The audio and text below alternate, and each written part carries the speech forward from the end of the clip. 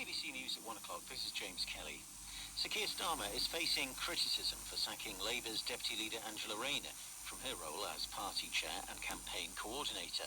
The move came after poor election results in England, including the loss of Hartlepool to the Conservatives in Thursday's by-election. Andy Burnham, who's been re-elected as the Labour Mayor of Greater Manchester and is seen by some as a future party leader, tweeted tonight that he couldn't support Angela Rayner's sacking. Our political correspondent, Damien Grammaticus, has more. She was, of course, the campaign coordinator and party chair, but those are the roles that Sir Keir Starmer has in his power to change. She is also the elected deputy leader of the party, an elected role that she will keep. So this could be quite an uncomfortable position for Sir Keir Starmer. She is popular with parts of the party, and there are already quite a number of voices pretty angry about this move. In the last of the mayoral election results, Labour's Sadiq Khan has been re-elected Mayor of London. Labour also did well in Wales, winning 30 of the 60 seats in the Senate. But the overall results have led to questions over how Labour can revive its fortunes.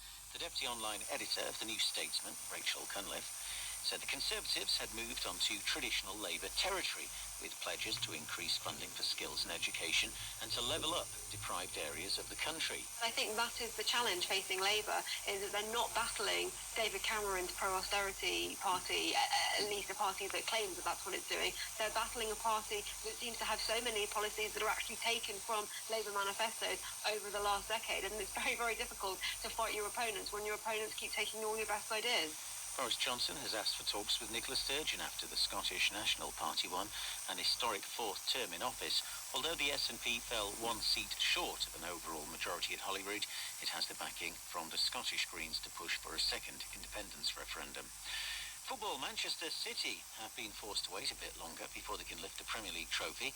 They missed the chance to take a 2-goal lead against Chelsea at the Etihad when Sergio Aguero made a mess of a so-called Paninka penalty, an attempt to chip the ball over the keeper. Guy Mowbray describes the moment. Aguero on the spot, and Aguero's made an awful mess of it.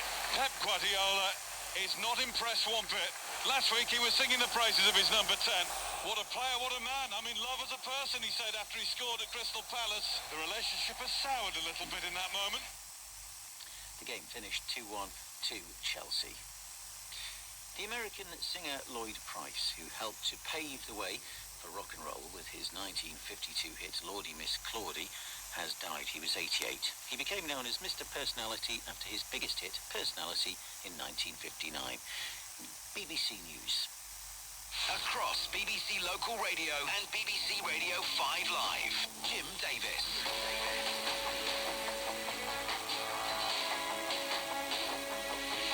Hello, good morning. It's just after 1 o'clock now then. I'm Jim Davis with you across BBC Local Radio and BBC Radio 5 Live as we head our way now into this Sunday morning, the 9th of May. It's good to have your company. I hope you're well this morning wherever you're listening in. Of course, our conversation will flow right the way through into the early hours, and you are very welcome to come and be part of it at any time. Our lines are open right now. 0800 731 2000 is the number for this programme. If you'd like to call through and come and join me at any point, then that's the number you need. Once again, 0800 731 2000, and we'll chat our way through into the early hours of this Sunday morning. If you want to text in, you can do that as well. Of course, 81333, start your text with the letters UK, or you can email jim@bbc.co.uk if you'd like to come and join in with the conversation this morning. So wherever you're listening in today, you're very welcome, of course. And through the glass right now, Shan and Carla are ready to take your call. 0800 731 2000 is the number you need. Once again tonight, we've got lots of fallout from the elections this week to discuss, and we'll go through the latest developments, of course, and the ongoing machinations of the various party leaders and their agenda. You're welcome to let me know your thoughts about that as we continue to think about that. We've got an interesting promise from the Prime Minister, which is set to be delivered tomorrow, which I'll tell you about now. And also we'll talk a little bit about high streets tonight, but perhaps in a sort of retrospective way to a degree. We'll talk a little bit about some of the brands, some of the stores that we love and perhaps aren't around anymore. And what do you think the future of bricks and mortar retail is going to look like? So all of that to discuss on the programme this morning. 0800 731 2000 is the number if you'd like to come and join me. Then you'd be very, very welcome to do so. So let me start then this morning with bringing you fully up to date on everything that's been happening over the last few hours, because there have been developments over the last couple of hours politically as well. Most notably, of course, the election of the London mayor, which has been won by Sadiq Khan, who's been re-elected now as mayor of London. In somewhat of a closer contest for the capital than many predicted. So that's been announced literally in the last hour and a half or so, if you've not caught up on that as yet. Elsewhere, though, broadly, there are a lot of developments over the course of the day. So we'll start, I think, with the news tonight that the Prime Minister has invited the leaders of the devolved nations to a summit on how Team UK can recover from the pandemic. Of course, this comes as the SNP leader Nicola Sturgeon has warned Boris Johnson that he would be standing in the way of democracy if he were to deny Scotland a second independence referendum. The SNP actually fell one seat short of an overall majority in the Scottish parliamentary elections, securing 64 in total, but the final result still leaves Holyrood with a pro-independence majority once you factor in the Greens, the Scottish Greens. Ms Sturgeon told supporters the result proved a second independence vote was the will of the country, and said that any Westminster politician who stood in the way was picking a fight with the democratic wishes of the Scottish people. Given that outcome, there is simply no democratic justification whatsoever for Boris Johnson or indeed for anyone else seeking to block the right of the people of Scotland to choose our own future. But Boris Johnson, in a letter to Ms Sturgeon, has argued the UK was best served when we work together, and called for a conversation about our shared challenges, he says, in recovering from the pandemic. He also said that talk of ripping our country apart would be irresponsible and reckless. Professor Rob Ford from the University of Manchester said that a huge battle of wills between the two is now looming. Johnson and Sturgeon are engaged in a tug of war over who can get their way on this. They're both very strongly committed to opposing positions. I want a referendum, I'm not letting you have a referendum. And someone is going to have to give ground, and that is going to be, I think, an almighty tussle. And a tussle not just in the courts, but in the broader court of public opinion as well. Well, the dispute over the follow-up referendum came as Labour's recriminations began over its poor showing in the Super Thursday elections. Deputy Labour leader Angela Rayner has been sacked from her role as chairman of the party and national campaign coordinator.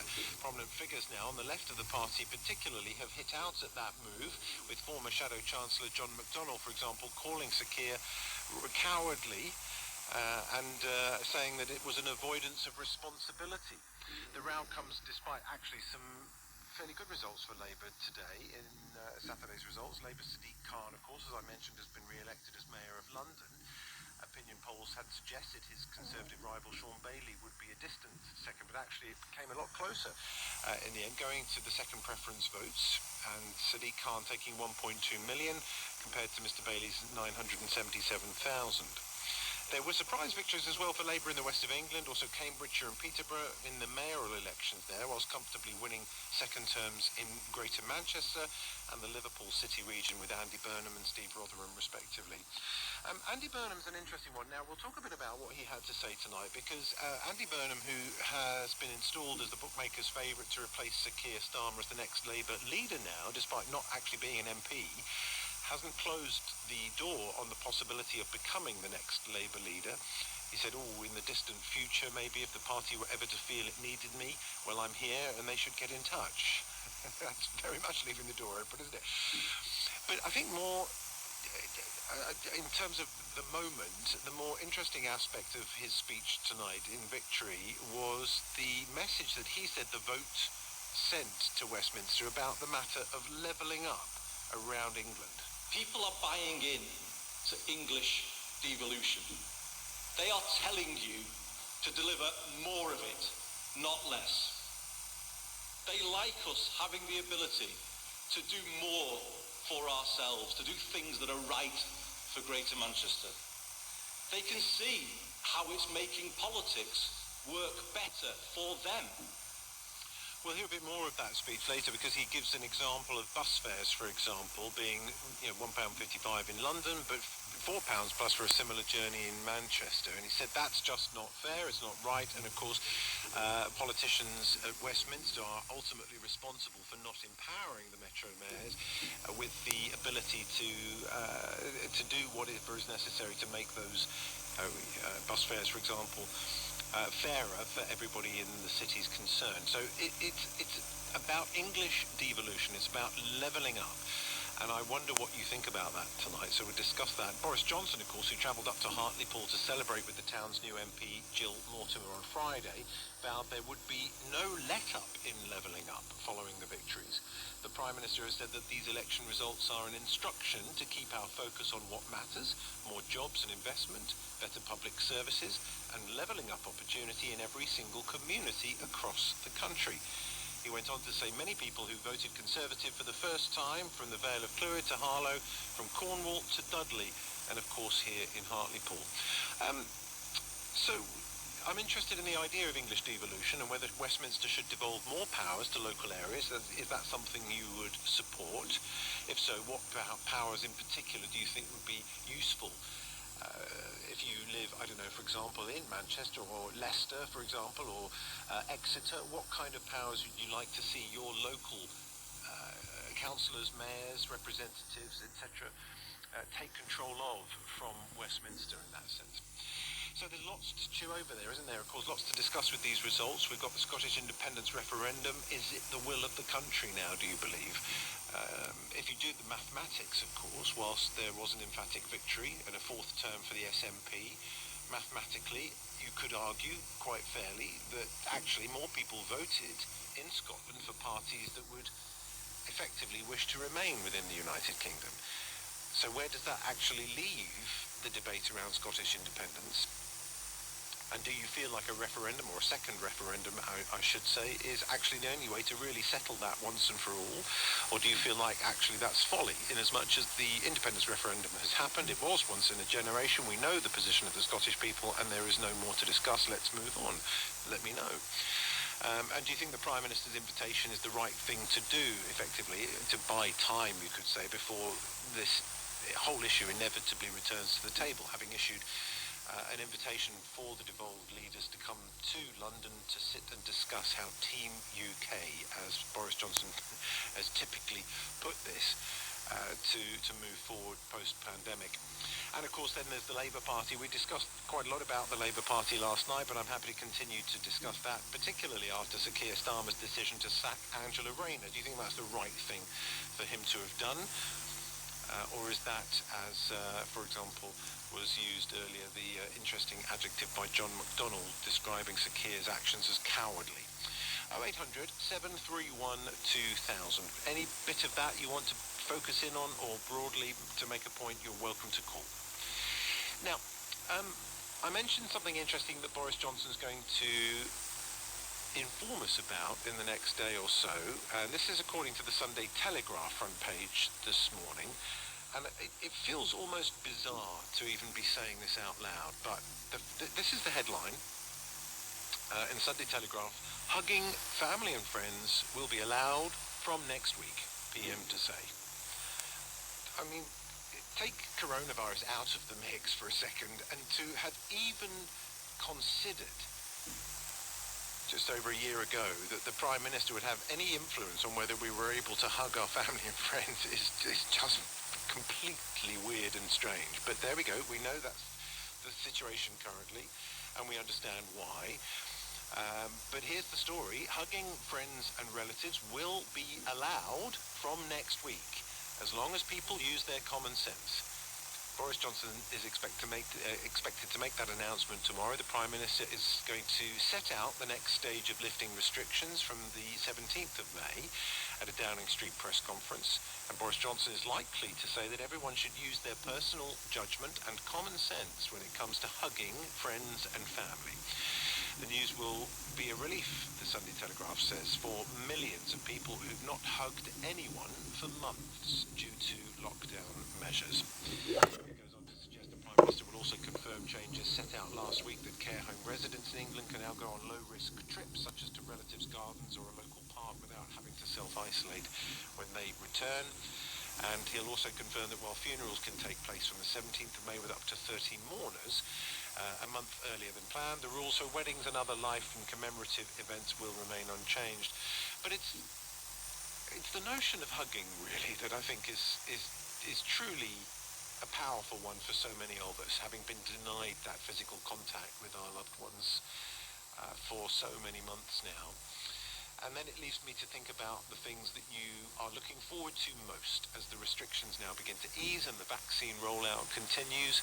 What are you planning to do more of over the months ahead after the worst of all of this is over? What have you missed most during these coronavirus restrictions that have been so very draconian and covered so many aspects of our lives? 0800 731 2000 to talk about that this morning. I'd love to hear from you. And finally then, I hope